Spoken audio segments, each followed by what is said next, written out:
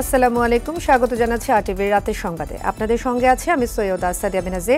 কাল থেকে বন্ধ হচ্ছে মালয়েশিয়ার শ্রম বাজার। এবার দেশটিতে ভিসা পেয়েছে 5,24,000 শ্রমিক, আর এ পর্যন্ত যেতে পেরেছেন 4,93,000। তবে ভিসা পেয়েও টিকিটের জন্য যেতে পারছে না 31,000 শ্রমিক। টিকিটের জন্য তারা এখনও অপেক্ষা করছেন শাহজালাল আন্তর্জাতিক বিমানবন্দরে। অনেকের আবার টিকিট পেয়েও রয়েছে প্রতারিত হওয়ার অভিযোগ। বিস্তারিত শরীয়ত খানের রিপোর্টে। এত পরিস্থিতির উপর যদি এই পর্যায়ে হয়ে যায় তাহলে আমরা কি করতে পারি কি? জীবন দিয়ে যাবে ঢাকা শহরে বলে গেলাম আজকে, যদি আর ব্যবস্থা না হয়। বিমানবন্দরের বহির্গমন এরিয়ায় বসে এভাবেই হাউমাউ করে কাঁদছিলেন মোহাম্মদ সাইফুল্লাহ। যোগাযোগ করতেছি, ফোন করে না, আমাদের এজেন্সি ফোন বন্ধ করে রাখছে ভাই, ফোন ধরতেছে না ভাই, কি করবো মাথা ঠিক নাই ভাই। প্রায় 6 মাস ঘুরে মালয়েশিয়ার ভিসা, চাকরি সবই হয়েছে, এখন অপেক্ষা শুধুমাত্র টিকিট নামক সোনার হরিণের। তো এয়ারপোর্টে আসে এখন প্রায় 4-5 ঘন্টা ভাই, এখন পর্যন্ত এজেন্সির কোনো মুখ দেখি নাই ভাই। টিকিট তো দূরের কথা, 24 জনের মধ্যে কারোই টিকিট আসে নাই। ফোন বলতেছে যে আমরা টিকিট পাবো না। সব জেনেও এখনো অপেক্ষা করছেন বিমানবন্দরে, আর নীরবে দেখছেন বাকিদের চলে যাওয়া। ঋণ করে নিয়ে এসে এখন যদি আমার এই অবস্থায় যদি আমি দেশের বাইরে না যেতে পারি, এই অবস্থায় যদি আমার বাসায় বের করে যেতে হয়, তাহলে ভাই আমি বাসায় যাবো না ভাই, আমি আত্মহত্যা করবো ডাইরেক্ট ভাই। ঢাকা শহরে এই এয়ারপোর্টে ভাই, এয়ারপোর্ট থেকে আমি বাড়াইতাম না ভাই। মোহাম্মদ সাইফুল্লাহর মতো হাজারো মানুষের কান্নায় ভারী হয়ে উঠছে বিমানবন্দর এলাকা, যারা তাদের সব হারিয়ে স্বপ্ন দেখেছিলেন একটি উন্নত জীবনের, কিন্তু টিকিট না পেয়ে সেই স্বপ্নই আজ পরিণত হয়েছে শঙ্কায়। বৃহস্পতিবার পর্যন্ত 5,24,946 জন কর্মীকে মালয়েশিয়া যাওয়ার অনুমোদন দেয়া হয়। তবে অনুমোদন পেয়েও টিকিটের জন্য যেতে পারছেন না 31,000-এর বেশি কর্মী। টাকা পরিশোধ না করলে তোমরা টিকিট পাবা না। টিকিটের জন্য আমার এক্সট্রা 40,000 টাকা আরো বেশি পে করতে হয়েছে। এই পে করার পরও আমরা টিকিট কেন পাচ্ছি না? মালয়েশিয়া সরকারের সিদ্ধান্ত অনুযায়ী আজকের পর আর কোনো নতুন শ্রমিক ঢুকতে পারবে না সেখানে। ফলে গেল কয়েকদিনে বেশ কয়েকটি বিশেষ ফ্লাইট পরিচালনা করে এয়ারলাইন্সগুলো। শেষ দিনে 8টি ফ্লাইটে যেতে পারছে প্রায় 1,800 জন। মালয়েশিয়া যাওয়ার জন্য আসছিলাম, কিন্তু টিকিট তো এখনো পাই নাই, এবং টিকিট পাবো কিনা কোনো নিশ্চয়তার মধ্যে আছি। শেষ দিনে এখনো টিকিটের জন্য অপেক্ষা করছেন হাজারো শ্রমিক। দফায় দফায় সময় দিয়েও টিকিট দিতে পারেনি এজেন্সিগুলো। টিকিট আপনার বলছে যে ওদিকে থাকো, টিকিট ফোনে আসবে। 2 দিন ধরে আসতেই আছে, ফোনে এখনো আসেনি। আমাদের এই 5 দিন ঘোরাচ্ছে, আজকে 31 লাস্ট ডেট। আজকে ভিতরে যদি মালয়েশিয়া না ঢুকতে পারে তাহলে আর কোনোদিনও ঢুকতে পারবো না। কেউ আবার পেয়েছিলেন ভুয়া টিকিট, বিমানবন্দরে এসে যেতে না পেরে সেখানেই অপেক্ষা করছেন নতুন টিকিটের। সরাসরি কোলাম্পর না দিয়ে দিতে হলে ব্যাংককে, এই কারণে আমাদের টিকিট ক্যান্সেল হয়ে গেল। এই টাকা আমার যদি না দেয় তাহলে আমার এই দেনা তো আমি দিয়ে পারবো না। আমার মনে করেন যে হয়তো এখন আত্মহত্যা ছাড়া বুদ্ধি নেই আমাদের। যারা শেষ সময় টিকিট পেয়েছেন তারাও কিনেছেন কয়েক গুণ বেশি দামে। কালকে যখন আমরা মেন পাওয়ার পেয়েছি তখন বলেছে যে আমাদের এটা ক্যান্সেল হয়ে গেছে। কালকে যে 1.5 লাখ টাকা দিয়ে এই টিকিট কাটতে হয়েছে। মালয়েশিয়ায় শ্রমিক পাঠাতে সরকার নির্ধারিত জনপ্রতি ব্যয় 79,000 টাকা, আর এসব শ্রমিক থেকে নেওয়া হয়েছে 4.5 থেকে 6.5 লাখ টাকা। বাড়তি টাকা দিয়েও অনেকেই যেতে পারছেন না স্বপ্নের মালয়েশিয়ায়। শরীয়ত খান, আরটিভি, ঢাকা। টানা বৃষ্টি ও উজান থেকে নেমে আসা ঢলে সিলেটে আকস্মিক বন্যা দেখা দিয়েছে। বানের পানিতে তলিয়ে গেছে জেলার 5,601 হেক্টর জমির ফসল। পানিবন্দী হয়ে পড়েছে মৌলভীবাজার ও সুনামগঞ্জের শতাধিক গ্রামের বাসিন্দারাও। স্থানীয় প্রশাসন জানিয়েছে বন্যা মোকাবেলায় প্রস্তুতি নেওয়া হয়েছে, খোলা হয়েছে আশ্রয় কেন্দ্র। জেলা প্রতিনিধিদের প্রতিবেদন জানাচ্ছেন সৈয়দ মাহমুদ। উজান থেকে নেমে আসা ঢল ও প্রবল বর্ষণে সুরমা, কুশিয়ারা সহ সিলেটের নদ নদীর পানি উপচে পড়েছে, তলিয়ে গেছে গ্রামের পর গ্রাম। সিলেটের গোয়াইনঘাট, কোম্পানিগঞ্জ, জৈন্তাপুর, কানাইঘাট, যোগীগঞ্জ ও গোলাপগঞ্জ উপজেলার নিম্নাঞ্চল প্লাবিত হয়েছে। বন্যায় তলিয়ে গেছে সিলেট তামাবিল সড়ক, ব্যাহত হচ্ছে সড়ক যোগাযোগ। পানি উঠেছে বসত বাড়িতেও। নগরীর তালতলা, কাজিরবাজার, মাসিমপুর, মেন্দিবাগ, আলমপুর সহ বিভিন্ন এলাকার বাসিন্দাদের দিন কাটছে দুর্ভোগে। এছাড়া মৌলভীবাজার ও সুনামগঞ্জে তলিয়ে গেছে ফসলি জমি। কয়েক হাজার ফ্যামিলি ক্ষতিগ্রস্ত হয়েছে বন্যার কারণে। পাশাপাশি শিক্ষা প্রতিষ্ঠান এবং বাজার আছে, এগুলো ক্ষতিগ্রস্ত হয়েছে। আমার ধান রাজ্যের ধান পানি তোলে, বুঝছেন, ফারাও দিছি, ফারাও অত পানি, প্রায় 3 ফুট পানি। প্রচুর পরিমাণ পানি কাল থেকে, আমরা তো ঘরের ভিতরে থাকতেই পারতেছি না, আর কোনো জিনিসপত্র নিয়ে বের হইতে পারতেছি না। বাচ্চা কাচ্চা নিয়ে খুব কষ্ট এখান থেকে বের হয়েছি। অত্র এলাকার মানুষ খুবই ক্ষতিগ্রস্ত হয়েছে। আবহাওয়া অফিসের তথ্য অনুযায়ী গত বছরের মে মাসে সিলেটে ৩৩০ মিলিমিটার বৃষ্টি হয়েছিল, এবার তা দ্বিগুণেরও বেশি। এদিকে সিলেট পানি উন্নয়ন বোর্ড জানিয়েছে, সুরমা, কুশিয়ারা, সারি ও গোয়াইন নদীর পানি বিপদসীমার উপর দিয়ে বইছে। বন্যা মোকাবিলায় সিলেটে আশ্রয় কেন্দ্র খোলার কথা জানিয়েছেন জেলা ত্রাণ ও পুনর্বাসন কর্মকর্তা মোহাম্মদ আব্দুল কুদ্দুস বুলবুল। মৌলভীবাজার পানি উন্নয়ন বোর্ড জানিয়েছে, ধলাই নদীর আশপাশের 12টি স্থান ও মনু নদীর 7টি স্থান ঝুঁকিপূর্ণ হিসেবে বিবেচনা করা হচ্ছে। ধলাইয়ের পানি বিপদসীমার প্রায় 31 কিলোমিটার উপর দিয়ে প্রবাহিত হয়। ধলাই নদীর দুপারে যে বন্যা নিয়ন্ত্রণ বাঁধ রয়েছে, তার প্রায় 2টি স্থানে বাঁধ উপচে পানি লোকালয়ে প্রবেশ করে। শুধু ছাতকেই বিপদসীমার 46 সেন্টিমিটার উপর দিয়ে প্রবাহিত হচ্ছে এবং অন্যান্য পয়েন্টগুলোতে কিন্তু আমাদের নদীর পানি বিপদসীমার নিচ দিয়ে প্রবাহিত হচ্ছে। গত কয়েক যুগের মধ্যে সিলেটের সবচেয়ে বড় বন্যা হয় 2022 সালে। সৈয়দ মাহমুদ, RTV। এদিকে ঘূর্ণিঝড় রেমালের তাণ্ডবের পর থেকে উপকূলীয় জনপদে ভেসে উঠছে ভয়াবহ ক্ষত। জলোচ্ছ্বাসের কারণে গ্রামে গ্রামে মাথা গোঁজার ঠাঁই হারিয়েছে বহু পরিবার। সবুজ শস্য শ্যামলে ভরা জনপদ এখন শুধু পানি আর পানি। ঝালকাঠি ও পিরোজপুরে 35,000-এর বেশি ঘরবাড়ি বিধ্বস্ত হয়েছে বলে জানিয়েছে সংশ্লিষ্ট জেলা প্রশাসন। জেলা প্রতিনিধিদের প্রতিবেদনে সৈয়দ মাহমুদের আরও একটি রিপোর্ট। প্রাণ বাঁচাতে বাড়িঘরের মায়া ছেড়ে আশ্রয়কেন্দ্রে ছুটে গিয়েছিল লাখ লাখ মানুষ। রেমাল আতঙ্ক শেষে ফিরে দেখে ঘরবাড়ি, মাছের ঘের সবই শেষ। 5 দিন ধরে লাখ লাখ মানুষের জীবন কাটছে পথে পথে। উপকূলে চলছে ঘুরে দাঁড়ানোর কঠিন যুদ্ধ। ঝালকাঠি জেলা প্রশাসনের তথ্য অনুযায়ী জলোচ্ছ্বাসে 2070টি পুকুর ও 159টি ঘেরের মাছ ভেসে গেছে। এতে শত কোটি টাকার ক্ষতির কথা জানিয়েছে মৎস্যজীবীরা। এছাড়া 25,573টি ঘর বিধ্বস্ত হয়েছে। তলিয়ে গেছে 6,190 হেক্টর ফসলি জমি। ঘরদুয়ার ভাঙে চুরে গেছে, বাচ্চা কাচ্চা নিয়ে আমরা কিছু খাইতে লইতে পারি না, রাস্তায় রাত কাটাইছি। গাছপালা পড়িয়া টিন টুন ভাঙে গেছে, ঘর ভাঙছে, টিন উড়েই নিয়ে গেছে। আমাদের রান্না বান্না খাওয়া দাওয়া এখন পর্যন্ত বন্ধ। এদিকে জেলা প্রশাসন জানিয়েছে, ক্ষতিগ্রস্তদের মাঝে সরকারি বরাদ্দ বিতরণ করা হচ্ছে। জেলা প্রশাসনের পক্ষ থেকে 390 মেট্রিক টন চাল, 8,90,000 টাকা, ভূখাদ্য চালক এবং শিশুখাদ্য চালক টাকা বিতরণ করা হয়েছে। ক্ষতিগ্রস্ত এলাকা পরিদর্শন শেষে সরকারি সহযোগিতার আশ্বাস দিয়েছেন স্থানীয় সংসদ সদস্য ও আওয়ামী লীগের উপদেষ্টা পরিষদের সদস্য আমির হোসেন আমু। সরকারের প্রতিকার ব্যবস্থা গ্রহণ করা হচ্ছে। হয়তো এখন পর্যন্ত এখানে এসব পৌঁছে নাই, আমি আশা করি আমি যখন আসছি ইনশাল্লাহ অল্প সময়ের মধ্যে আপনার। এদিকে পিরোজপুরে প্রায় 10,000 বাড়িঘর ও কাঁচা পাকা প্রায় 70 কিলোমিটার সড়ক ক্ষতিগ্রস্ত হয়েছে। ইন্দুরকানি ও মঠবাড়িয়ায় বেড়ি বাঁধ ভেঙে 1,800 মেট্রিক টন মাছ ভেসে গেছে বলে জানিয়েছে প্রশাসন। এখন পর্যন্ত ঘরের ভিতরে মনে হয় 1 থেকে 2 হাতের বেশি পানি আছে। সব জলে ভাসাইয়ে নিয়ে গেছে, আমাদের এখন কিছু নাই। যদি আমাদের কিছু সাহায্য যদি করে সরকার, তাহলে আমরা বাঁচতে পারি। ক্ষতিগ্রস্তদের সহযোগিতায় এগিয়ে এসেছে পিরোজপুর জেলা প্রশাসন। তালিকা করেছি এবং তালিকা ধরে দ্রুতই পুনর্বাসনের স্বশাসন ডিপার্টমেন্ট ব্যবস্থা গ্রহণ করবে। পর্যাপ্ত সরকারি সহযোগিতায় উপকূলের ঘুরে দাঁড়ানোর যুদ্ধটা সহজ হবে, এমনটাই বলছে দুর্গত মানুষেরা। সৈয়দ মাহমুদ, RTV। এবার বাজার প্রসঙ্গ। বেশ কিছুদিন ধরেই অস্থির রাজধানীর কাঁচা বাজার। বেড়েছে সব ধরনের সবজির দর। ঝড়ের আগেই দাম বেড়ে যাওয়া কাঁচা মরিচ বিক্রি হচ্ছে 200 থেকে 220 টাকা কেজি। বেড়েছে ডিমের দাম, যৌক্তিক কারণ ছাড়াই বেড়েই চলেছে সব ধরনের মশলা। গরু ও খাসির মাংস আগের বাড়তি দামে বিক্রি হলেও কিছুটা নিম্নমুখী মুরগির দর। রফিকুল ইসলামের রিপোর্টে থাকছে বিস্তারিত। নিত্যপণ্যের বাজারে অস্থিরতা থামছেই না। তীব্র তাপদাহে এক দফা দাম বাড়ার পর আবারও ঊর্ধ্বমুখী সবজির বাজার। 60 থেকে 70 টাকার নিচে মিলছে না কোনো সবজি। গাজর ও টমেটোর কেজি ঠেকেছে 100 টাকায়। কাঁচামরিচ পাইকারিতেই বিক্রি হচ্ছে 160 থেকে 180 টাকা, যা খুচরায় বাজার ভেদে বিক্রি হচ্ছে 220 টাকা পর্যন্ত। বাজারে পর্যাপ্ত সবজি থাকলেও দাম বাড়ার পেছনে নানা অজুহাত ব্যবসায়ীদের। 2-3টা সবজির দাম একটু বেশি, আর অন্যান্য সবজির দাম আগের মতনই আছে। আমদানি কম হইলে মরিচের দাম একটু বাইরে যায়, বেশি হলে দাম একটু কমে যায়। নিত্যপণ্যের বাড়তি দামে সংসার চালাতে হিমশিম অবস্থা সাধারণ মানুষের। যারা আমরা চাকরি করি, তারা তো মনে হয় 100 টাকা 200 টাকা কেজি কেনা সম্ভব না।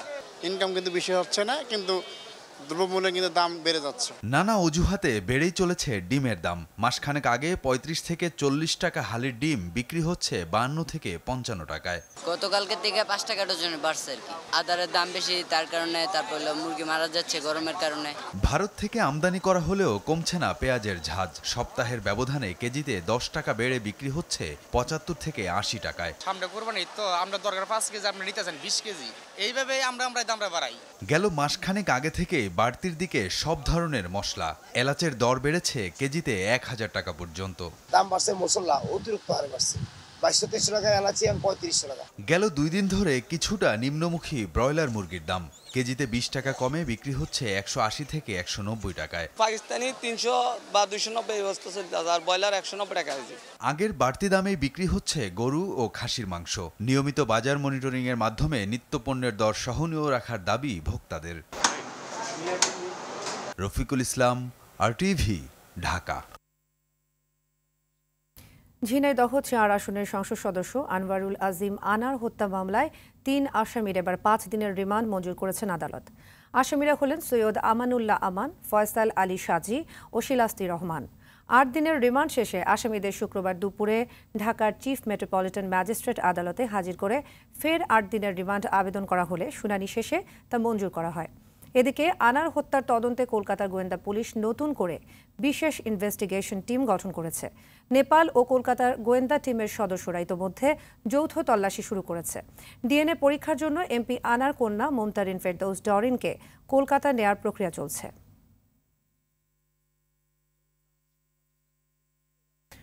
বিএনপি শাসনামলে হাওয়া ভবনী দুর্নীতিতে জর্জরিত ছিল অভিযোগ করে আওয়ামী লীগ সাধারণ সম্পাদক ওবায়দুল কাদের বলেছেন, প্রধানমন্ত্রী শেখ হাসিনা সব খবর রাখেন।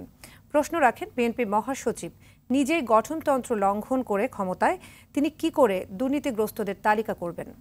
ধানমন্ডিতে সংবাদ সম্মেলনে তিনি এসব কথা বলেন। সাবেক আইজিপি বেনজিরের দেশত্যাগ প্রসঙ্গে ওবায়দুল কাদের বলেন, তার বিষয়টি আইনের গতিতেই চলছে। শাকিলা করিমের রিপোর্টে দেখুন বিস্তারিত।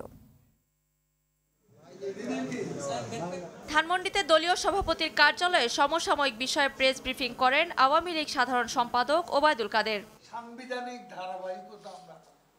তিনি বলেন, বিএনপি শাসন আমলে হাওয়া ভবনী ছিল দুর্নীতিতে জর্জরিত, অথচ আওয়ামী লীগ সরকারের আমলে দুর্নীতিবাজদের ছাড় দিচ্ছেন না প্রধানমন্ত্রী।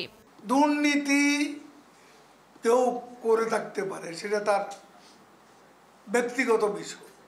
আমার কথা হচ্ছে সরকার এখানে নির্বিকার কিনা, সরকার এখানে সৎসাহস দেখায়, দুর্নীতির বিচার হচ্ছে। বিএনপি মহাসচিব নিজেই গঠনতন্ত্র লঙ্ঘন করে মহাসচিবের দায়িত্ব পালন করছেন বলে অভিযোগ করেন ওবায়দুল কাদের। মির্জা ফখরুল এর মধ্যে কয়বার কত বছর ধরে তার গঠনতন্ত্রকে লঙ্ঘন করে বিএনপির মহাসচিব হিসাবে একটা গণতান্ত্রিক দল তারাই নয়, তারা নিজেরাই ঘরে গণতন্ত্রের চর্চা করে না, তারা দেশে গণতন্ত্র কিভাবে প্রতিষ্ঠা করে। সাবেক আইজিপি বেনজির প্রসঙ্গেও কথা বলেন আওয়ামী লীগ সাধারণ সম্পাদক। প্রধানমন্ত্রীর কাছে সব খবর আছে, কারা কি করে, তিনি সব খবর রাখেন এবং সবার খবর রাখেন। দুদক যদি মামলা করে, তো মামলা করার পরে তো আদালত ঠিক করবে তাকে গ্রেপ্তার করবে, কখন করবে, জেলে পাঠাবে, যেহেতু প্রক্রিয়ার মধ্যে দিয়ে হবে, বিচার ব্যবস্থার যে প্রক্রিয়া সেই প্রক্রিয়াতেই হবে। আমরা সরকারকে আদেশ দেব। ওবায়দুল কাদেরের মতে প্রহসনের নির্বাচনের মাধ্যমে গণতন্ত্রকে ধ্বংস করেছিল বিএনপি। শাকিলা করিম, RTV, ঢাকা। বর্তমান সরকার দেশে লুটেরাদের রাজত্ব কায়েম করেছে বলে মন্তব্য করেছেন বিএনপির স্থায়ী কমিটির সদস্য মির্জা আব্বাস। দুপুরে নয়াপল্টনে জিয়াউর রহমানের শাহাদাত বার্ষিকী উপলক্ষে গণদোয়া অনুষ্ঠানে তিনি এই মন্তব্য করেন। এদিকে সাবেক পুলিশ প্রধান বেনজির আহমেদ ও সাবেক সেনাপ্রধান আজিজ আহমেদের সকল অপকর্মের দায় সরকারকে নিতে হবে বলে মন্তব্য করেছেন বিএনপির সিনিয়র যুগ্ম মহাসচিব রুহুল কবির রিজভী। খান আলমিনের রিপোর্ট। সাবেক রাষ্ট্রপতি বিএনপির প্রতিষ্ঠাতা জিয়াউর রহমানের ৪৩তম শাহাদত বার্ষিকী উপলক্ষে বাদ জুমা নয়াপল্টনে কেন্দ্রীয় কার্যালয়ের সামনে ঢাকা মহানগর দক্ষিণ বিএনপি এই গণদোয়ার আয়োজন করে। এতে দলের স্থায়ী কমিটির সদস্য মির্জা আব্বাস বলেন, আগে বর্গীরা এসে দেশের সম্পদ লুট করে নিয়ে যেত, এখন সরকারি বর্গীর ভূমিকায় অবতীর্ণ হয়ে লুটেরাদের রাজত্ব কায়েম করেছে। বাইরে আগে শুনতাম বর্গীরা দেশে আসতো, লুট করে চলে যেত, এখন বর্গীরাই ক্ষমতায় বসে গেছে। তারা লুট করে চলে যায় না, তারা লুট করে সম্পদ দেশের বাইরে পাচার করে দেয়। এদিকে জাতীয় প্রেস ক্লাবের সামনে এক মানববন্ধন কর্মসূচিতে বিএনপির সিনিয়র যুগ্ম মহাসচিব রুহুল কবির রিজভী বলেন, অবৈধ ক্ষমতা টিকিয়ে রাখতে আজিজ বেনজিরদের ব্যবহার করে এখন তাদের অপকর্মের দায় এড়িয়ে যাওয়ার চেষ্টা করছে সরকার। সেনাবাহিনীর প্রধানের এত অপকীর্তি আমরা তো আগে শুনিনি, পুলিশ প্রধানদের এত অপকীর্তি। প্রধানমন্ত্রীর দায় কি আপনার উপর যায় না? ওবায়দুল কাদের এগুলোর দায় কি আপনাদের উপর যায় না? তদন্ত হয়। এই ধরনের বেনজির, এই ধরনের আজিজ, জেনারেল আজিজ এই সরকারের মধ্যে আরো অনেকেই ঘাপটি মেরে আছে। জিয়াউর রহমানের মৃত্যুবার্ষিকী উপলক্ষে নয়াপল্টনে দলের কেন্দ্রীয় কার্যালয়ে ছাত্র দলের আলোকচিত্র প্রদর্শনীর উদ্বোধনীতে স্থায়ী কমিটির আরেক সদস্য গয়েশ্বর চন্দ্র রায় বলেন, ভারতের উপর ভর করেই সরকার ক্ষমতায় টিকে আছে। আপনি একদিন বলেছিলেন ইন্ডিয়াকে আমি অনেক দিছি, আমার আর দেওয়ার কিছু নাই, ইন্ডিয়াকে চিরদিন মনে রাখতে হবে। তার মানে আপনি ইন্ডিয়াকে অনেক কিছু দিচ্ছেন, আনছেনটা কি? বাংলাদেশ আগামী দিন অনিশ্চিত সার্বভৌমত্ব একটা ভিত্তিপ্রস্তর স্থাপন করছে। বিরোধী কণ্ঠকে রোধ করে সরকার অবৈধ ক্ষমতাকে পাকাপোক্ত করতে চায় বলেও মন্তব্য করেন গয়েশ্বর। খান আলামিন, RTV, ঢাকা। পর্ণ তারকার সঙ্গে যৌন সম্পর্ক, নির্বাচনের আগে মুখ বন্ধ রাখতে তারকাকে ঘুষ, ব্যবসায়িক জালিয়াতি, এরপর কাঠগড়া ও মামলায় হার। যুক্তরাষ্ট্রের আসন্ন প্রেসিডেন্ট নির্বাচনের আগে এভাবেই বড় এক ধাক্কা খেলেন সাবেক প্রেসিডেন্ট ডোনাল্ড ট্রাম্প। ট্রাম্পই প্রথম সাবেক মার্কিন প্রেসিডেন্ট যিনি এই অপরাধে দোষী সাব্যস্ত হলেন। বৃহস্পতিবার তাকে দোষী সাব্যস্ত করেন নিউ ইয়র্কের একটি আদালত। ইমতিয়াজ আহমেদের রিপোর্টে দেখুন বিস্তারিত। চলতি বছরের নভেম্বরে অনুষ্ঠিত হবে যুক্তরাষ্ট্রের আসন্ন প্রেসিডেন্ট নির্বাচনের এই লড়াইয়ে নামার আগে ফৌজদারি মামলায় দোষী সাব্যস্ত হলেন দেশটির সাবেক প্রেসিডেন্ট ডোনাল্ড ট্রাম্প। ট্রাম্পের সাজার রায় ঘোষণা হবে 11 জুলাই। জরিমানা, নজরদারিতে রাখা বা কারাভোগের মতো সাজা হতে পারে সাবেক এই প্রেসিডেন্টের। তবে রায়ের বিরুদ্ধে আপিল করতে পারবেন মিস্টার ট্রাম্প। স্থানীয় সময় বৃহস্পতিবার রায় ঘোষণার পর আদালত থেকে বেরিয়ে রায়কে মানহানিকর উল্লেখ করে ডোনাল্ড ট্রাম্প বলেন, নির্বাচনকে সামনে রেখে ডেমোক্র্যাট শিবির তাকে ও তার দলকে দুর্বল করার চেষ্টা করছে। আমি খুবই নির্দোষ একজন মানুষ। আমি আমার দেশের জন্য লড়ে যাচ্ছি, দেশের সংবিধানের জন্য লড়ছি। পুরো দেশ এখন ষড়যন্ত্রের শিকার, আর এর পেছনে রয়েছে বাইডেন প্রশাসন। বিরোধী দলকে দুর্বল করার জন্যই এটি করা হচ্ছে, যা খুবই দুঃখজনক।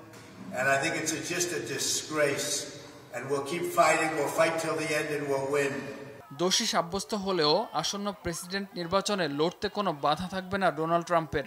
ফৌজদারি অপরাধে রেকর্ডধারী কাউকে প্রেসিডেন্ট প্রার্থী হতে দেয়া যাবে না, এমন কোনো শর্তও নেই দেশটির সংবিধানে। তবে দোষী সাব্যস্তের বিষয়টি প্রভাব ফেলতে পারে ভোটে। ধারণা করা হচ্ছে তাকে ভোটদানে বিরত থাকতে পারেন দোদুল্যমান ভোটাররা। এর আগে এমনটা আর কখনোই হয়নি। আসন্ন 2024 সালের নির্বাচনে এর প্রভাব বেশ পড়বে, যা নির্বাচনের ফলাফলে গুরুত্বপূর্ণ ভূমিকা পালন করতে পারে।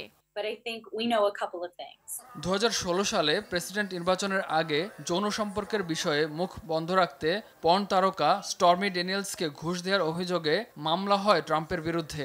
ঘটনা ধামাচাপা সহ নথিপত্র জাল করার অপরাধে ডোনাল্ড ট্রাম্পকে দোষী সাব্যস্ত করে নিউ ইয়র্কের আদালত। ইমতিয়াজ আহমেদ, RTV। বঙ্গবন্ধু কাপ আন্তর্জাতিক কাবাডিতে নেপালে চ্যালেঞ্জও উতরে গেল বাংলাদেশ। 3টি লোনা সহ 46-31 পয়েন্টের জয়ে অপরাজিত থেকে গ্রুপ সেরা হয়েছে লাল সবুজরা। ম্যাচ সেরা হয়েছেন স্বাগতিক রেইডার মিজানুর রহমান। অন্য গ্রুপ থেকে সেমিফাইনাল নিশ্চিত করেছে কেনিয়া। অরণ্য গফুরের রিপোর্ট। গ্রুপ পর্বে নিজেদের শেষ ম্যাচে প্রতিবেশী শক্তি নেপালের মুখোমুখি হয় আরদুজ্জামান আলামিনরা। শুরু থেকেই কঠিন চ্যালেঞ্জ ছড়ে দেয় নেপালিরা। পয়েন্ট পাল্টা পয়েন্টে এগোনো খেলা রোমাঞ্চ ছড়ায় গ্যালারিতে, যেখানে প্রথমার্ধে 18-14 পয়েন্টে এগিয়ে থাকে বাংলাদেশ। দ্বিতীয়ার্ধে বাংলাদেশ নিজেদের আরও সংগঠিত করে বাড়িয়ে নেয় পয়েন্ট ব্যবধান, একে একে তুলে নেয় 3টি লোনা। হারের পথে থাকলেও দমে যায়নি নেপাল। টুর্নামেন্টে প্রথমবারের মতো বাংলাদেশের বিপক্ষে কেউ লোনা তুলে নিতে সক্ষম হয়। কৌশল আর অভিজ্ঞতা দিয়ে শেরপাদের বিপক্ষে 15 পয়েন্টের ব্যবধানে জয় তুলে নেয় বাংলাদেশ। 5 ম্যাচের সবগুলো জয়ে সেমিফাইনালের প্রস্তুতিও যেন সেরে রাখল সবুজ জিয়ারা। ম্যাচ সেরা মিজানের কণ্ঠেও ধ্বনিত হলো এমন কথা। অবশ্যই নেপালের মতো টিম আমাদের ব্যাকফুটে ফেলাই দিছে, আমরা তো অবশ্যই চাপ নেবই।